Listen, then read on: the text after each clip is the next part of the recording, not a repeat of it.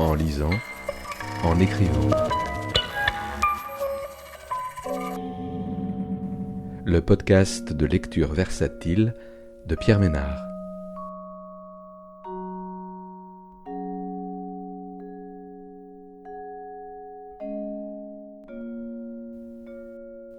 Aujourd'hui, Mourons des champs de Marie-Hélène Voyer, paru aux éditions La Peuplade en 2022.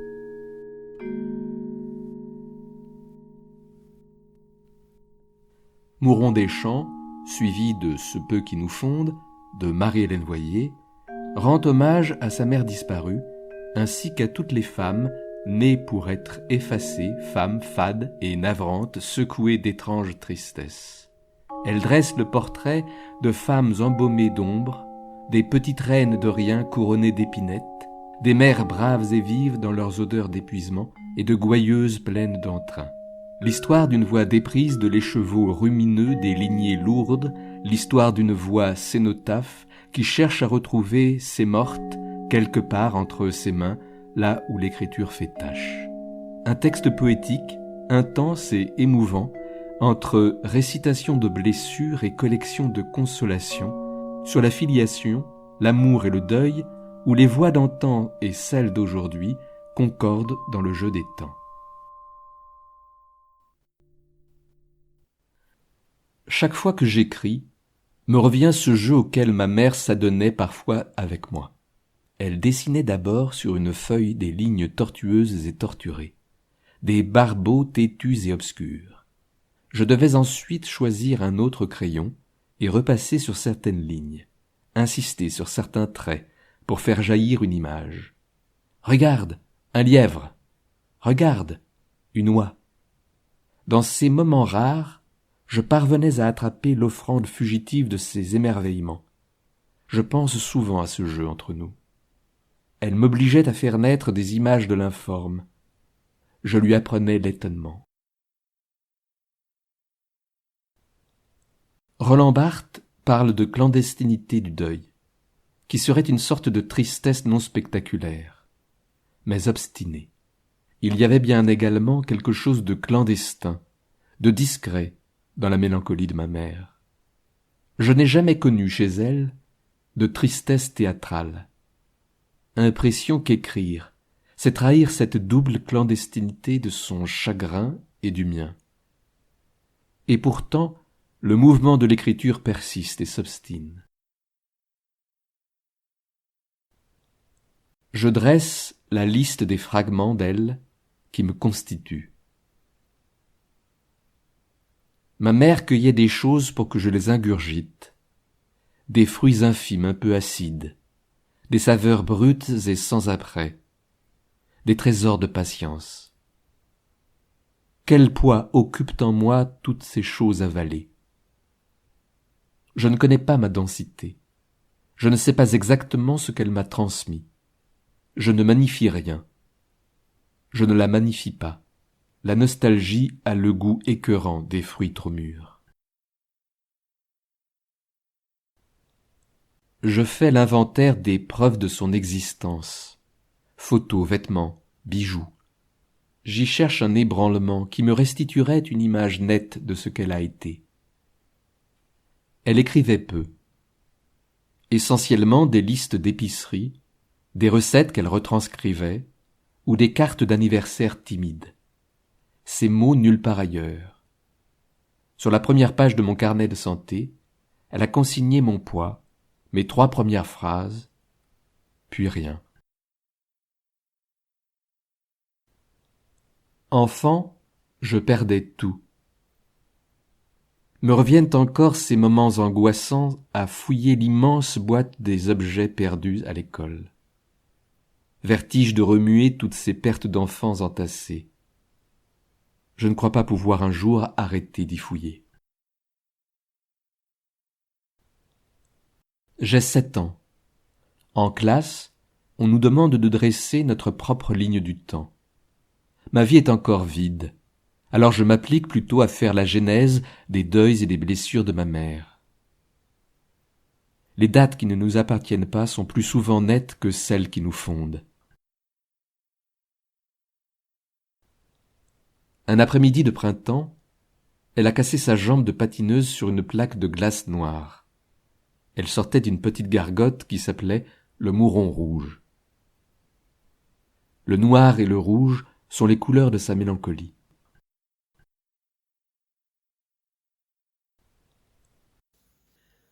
Je pense à cette généalogie du transitoire qui nous fonde. Je ne suis pas certaine des vies qui me traversent. Tous mes dessins sont des calques. Mes traits ne m'appartiennent pas. Ma bouche parle double. Je me trouve des aïeuls peu aimables. Je réécris leur vie honteuse. J'insiste sur certains traits, j'amplifie. L'une d'elles se plaisait à ébouillanter les chiens du voisinage qui osaient s'aventurer près de sa galerie. Un soir d'orage, elle a été défigurée par l'explosion de sa lampe à huile. Étrange retour du même. Je cherche des métaphores. Je cherche ce qui me défigure. J'ai deux grand-mères, l'une sereine, l'autre sombreuse. L'une confiait chaque soir mon âme à la bonne Vierge, l'autre m'inventait pour dormir des histoires d'enfants mauvaises. Les petites filles qui racontent des menteries ont des enterres vivantes. La nuit, leurs mains supplieuses sortent de la terre pour qu'on les punisse et qu'on sauve leur âme. Je suis fondé à part égale par ces incarnations tiraillantes d'un même amour. Enfant, j'ai appris par cœur l'acte d'humilité. Mon Dieu, je ne suis que cendre et poussière. Réprimez les mouvements d'orgueil qui s'élèvent dans mon âme, et apprenez-moi à me mépriser moi-même, vous qui résistez aux superbes et qui donnez votre grâce aux humbles. Je cherche encore ce qui me fascinait dans ces mots. Peut-être le reflet du fardeau de ma mère. Pour ses 12 ans, elle a reçu de sa grand-mère une gaine en cadeau. Comment nous libérer de cet héritage commun de la contention? J'ai 10 ans. Pour mon anniversaire, je lui demande un journal intime. J'aurais pas confiance d'écrire là-dedans, même avec un cadenas, qu'elle me dit. Pour elle, il est entendu que les mots, surtout les mots écrits, même ceux cachés, sont dangereux. Pendant mon adolescence, elle me répétera souvent, me voyant y écrire, cette phrase un peu moqueuse, qui cachait pourtant une réelle inquiétude. Tout ce que tu écriras pourra être retenu contre toi. Et plusieurs fois aussi, arrête donc d'écrire, tu tâches ton cahier avec le revers de ta main. On n'est pas faites pour écrire, nous autres, les gauchères. Ma mère de mots contenus. Tu me voulais près de toi, du côté de celle qui ne laisse pas de traces. À mesure que je tirais le fil de l'écriture, je m'éloignais de toi. Elle me disait souvent, « Tu portes le regard trop haut, ton menton pointe orgueilleux, baisse la tête quand tu marches. » Je ne sais pas comment écrire cela sans qu'on y lise un reproche de ma part. Un jour, elle m'a montré un curieux petit visage d'argile qu'elle avait modelé avec soin. Regarde, il n'a pas de nez. Ma psychologue dit que je dois chercher ce qui m'empêche de respirer. Ce jour-là, j'ai compris qu'on pouvait vivre longtemps en retenant son souffle. Ma mère était inapprochable, constamment gardée par ces 4 oies blanches qu'elle appelait ses filles. Des oies qui me défiaient, criantes au bout de leur cou tendu, qui ouvraient grand leurs ailes et me pinçaient la cuisse pour me chasser d'elles. L'amour de ma mère pour ces oies. Je n'ai jamais connu de plus forte jalousie. Une fois, elle a eu un blanc, une absence. Vide le regard. Elle s'en disait inquiète de ces trous blancs de tristesse.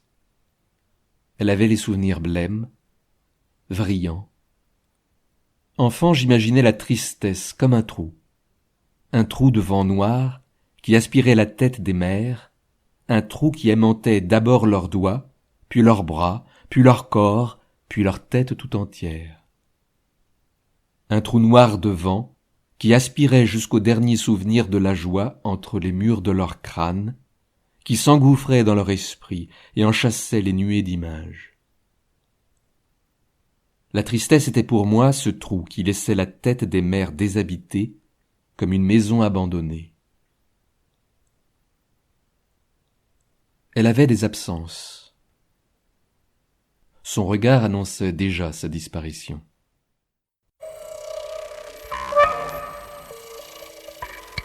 En lisant, en écrivant. Le podcast de lecture versatile de Pierre Ménard.